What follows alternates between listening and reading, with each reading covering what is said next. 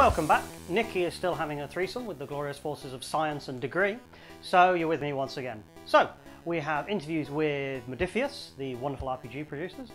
We are doing a feature piece on the good that Kickstarter has done for the games industry. We have an interview with the amazing Geek and Son and their delicious, delicious tables. And we have, once again, our competition. So, without further ado, here is Modiphius.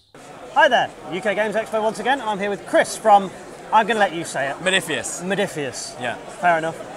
So as you said, how do you pronounce it? Greek sounding. Yeah. It's Modiphius. Okay, before we ask about the games, where did the name come from? Actually, someone asked me that just about 10 minutes ago. I made a sci-fi universe with a friend who I wrote Starblazer Adventures with, Stuart Newman. Oh, okay. Back in the 90s, and it was the solar system was called Modiphius. Oh, it's just a name. And we always thought we'd make a games company with that name, and it happened. That's good, actually. Ended up doing it. So. Yeah, so you do games. Yeah. You do role-playing games as well. Yeah. So what's your company's thrust? Your like back-of-the-box blurb type thing? We just make really great games because cool. we're all gamers and just love what we do, love making great quality, making sure everyone's happy. So what's your product range at the moment? Well, our thing that we're really well known for is Act on Cthulhu, which is the big World War II Cthulhu Nazis game. I will admit, the number of bad puns that have been cracked when we've been playing it, me and my group has been, It's classic. Yeah. So it's Fatag and Fatag. Yeah. So that's for Savage Worlds and Call of Cthulhu, dual statted. It's a bit like having a game for your PlayStation and Xbox in one. And then obviously we rebooted Mutant Chronicles last year. I saw that floating about, and it was on the intranets and that. Yeah. So where's that along at the moment? So we just sent out the core book to backers. It's about 500 pages. So it's a tome. It's got bigger by about 100 pages. Nice. But we just given that away as a bonus because we were a bit late. Does it still have the late 80s, early 90s art in it? Giant shoulder pads, big Paul chins. Bonner, Oh, wonderful. The Paul Bonner art's like a classic, and you wouldn't even be able to buy it now. It's so expensive. Yeah, I mean, I would look forward to taking a flick through it when it's about. Yeah, I mean, that universe is all about big guns and bigger shoulder pads. And absolute ridiculouslousness, I mean, we spoke to Prodos yesterday, and so they were showing off like the Warzone miniatures game. Have you had many ties with them, or is it? Yeah, because we're doing a lot of joint story development. We rewrote all the timeline. Oh, okay. And then so they're using the kind of main official timeline. Okay, that's cool.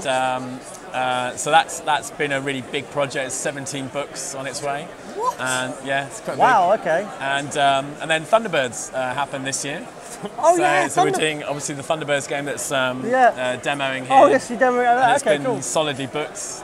We did the Kickstarter for it. Yeah, because I can remember the Kickstarter popped up, but I'm skint like 90% of the time, so I have to not go on Kickstarter or I spend. So one thing I have heard you're doing is Infinity. Yes. So is the banner around? No, we don't have a banner up yet. So it's basically it's the role-playing game based on the war game. And funnily enough, they were going to make a role-playing game to start with. Yeah, I mean, I'd heard rumours that there were rules floating about. It was very basic. They basically ran a whole campaign, and because it's based on D20s.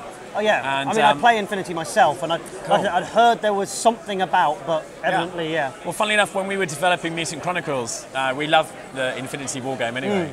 And we liked the D20 system that's in Infinity. And so the 2D20 rule system that we're using for Mutant Chronicles and Infinity and Conan and everything is kind of inspired by the Infinity game system. That's good to hear. Good to hear. Okay, so it's going on pre-order in August. Yeah. And everyone who pre-orders will get the campaign that the original guys at Corvus Belli played. Awesome. In PDF. That is really cool. So it's a special secret campaign. I went and spent 3 days with them. And I'm sure that was a chore. Oh yeah, it's hard work. We recorded sitting around cafes, drinking wine.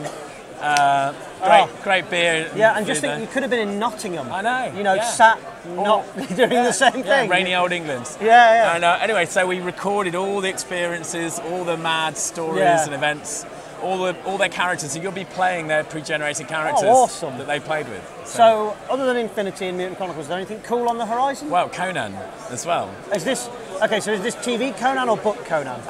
Based on the books. It's completely authentic Robert E. Howard, because the game's called Robert E. Howard's Conan. Oh, wonderful. So, Adventures in an Age Undreamed Of. Wonderful. Well, so I have no doubt we'll come back to you to talk about that at some point. Okay. When's that due to kind of? So that will go on Kickstarter in mid to late July.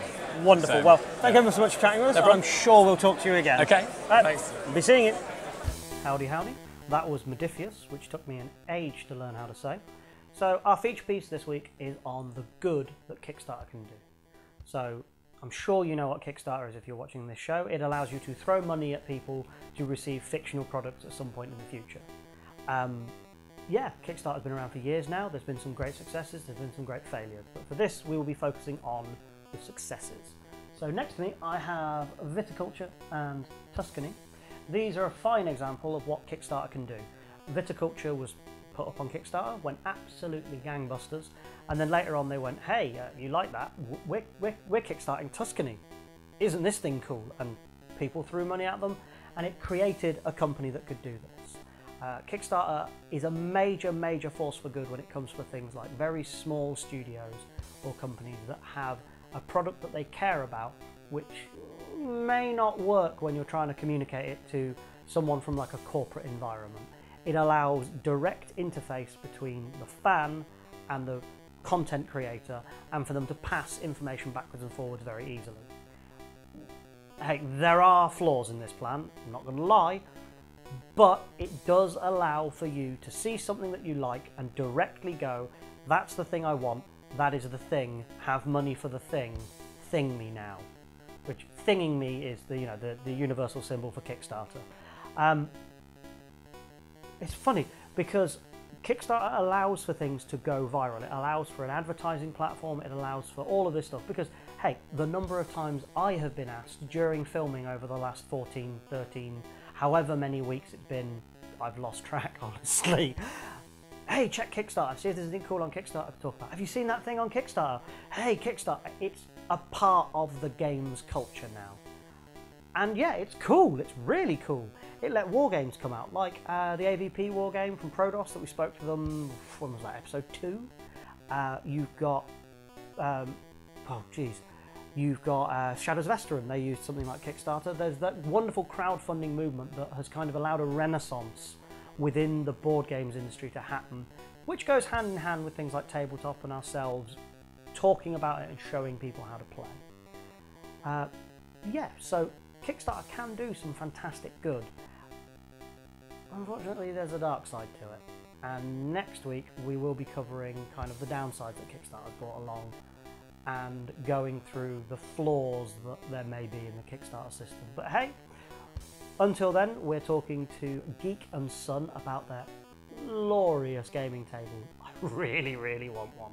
So here's Nikki, if she can take it away.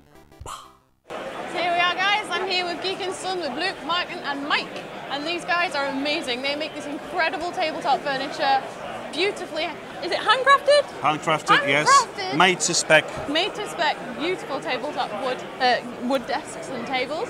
So I just want to know a bit about the company. Where did you start off? And can you give us a bit of an idea of where you started off from? Yes, our background is making chairs, wooden chairs. Chairs within and chairs? Yes, we're making any other furniture as well, but mainly chairs. Okay. And we came up with the name after my son. He gave us the idea because Geek and Son. I love board games.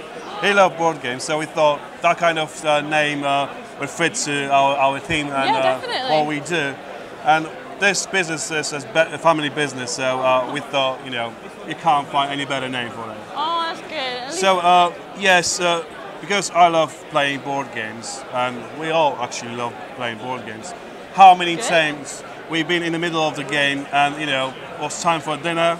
Oh, yeah. My missus is quite strict, so we had to put it back in the box. And there was no way to carry on. So, especially if it's a big 4-hour-long session. Oh, we play like the Tasman, this 6-hour game, and we love it, but Yeah, you need it. I often find that my tables don't expand to the size of the board. I mean, if you live in a small flat, you need that extra space.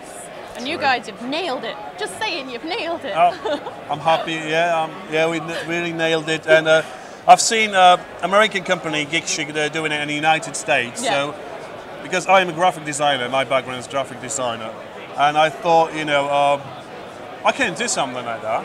Yeah, yeah, definitely. And knowing Luke, which is, you know, responsible for production, I came up with the idea to contact him and he'd say, why shall we not start to doing it? Good. So we built some prototypes last year, and we asked reviewers and asked different gamers to have a round, you know, with it and how they feel about it. And we get very good feedback. So that pushes towards making ones, and that's what we're doing. I'm glad that you did, because you're hitting a niche, you're hitting a demand that's definitely there. Is there anything at this event in particular that's done really well? Oh, I mean, everyone interested in handmade tables. Venice is a very modern and sleek design to fit most of the living rooms, you know, with IKEA-style furniture. So we already knew it was a very positive feedback on this table, and it's doing very well.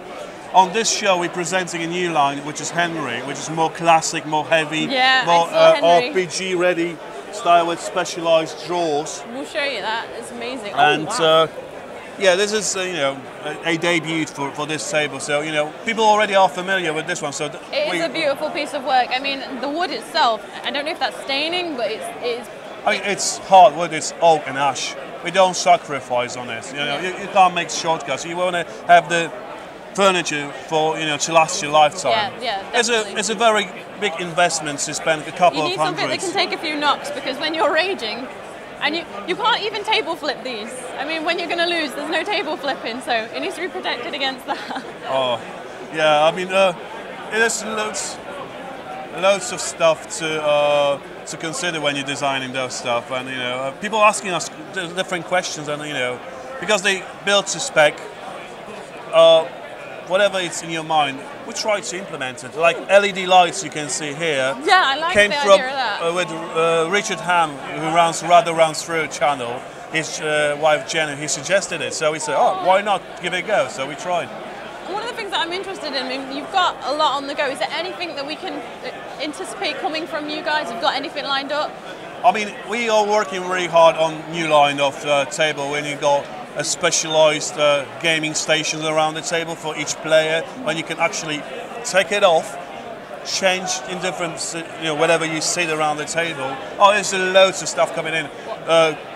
Coffee tables, you know, different storage for comic box. I, for one, can't wait to see what you come out with. Just from what you've got here, I'm really impressed, and thank you very much. I can't wait to have one of these in my house when I get a house. You know where we are. I know that you guys are quite popular here at this event, and I wish you all the best for the future. Thank you very much. Nice to meet you. Really nice to meet you too. Have a good rest of the event. All right, we will. Thank you. See you guys. See you guys.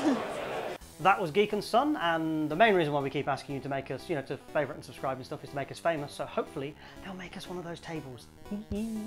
So, it's competition time once more, and we have from Modifius, Cogs, Cakes and Sword Sticks, the collector's edition.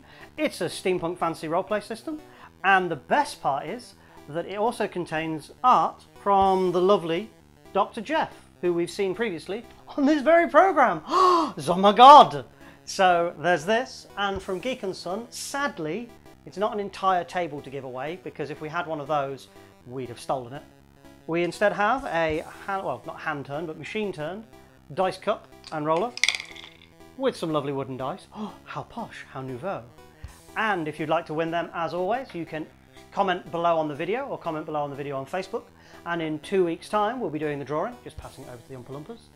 And so, once again, thank you to GamesQuest, UK Board Games Expo, Modifius and Geek and Son for having us, talking to us and being all lovely and nice like that, chaps. And if you'd like to see more of us, you can like, favourite and subscribe to us on Twitter, Facebook and YouTube. And otherwise, be seeing you.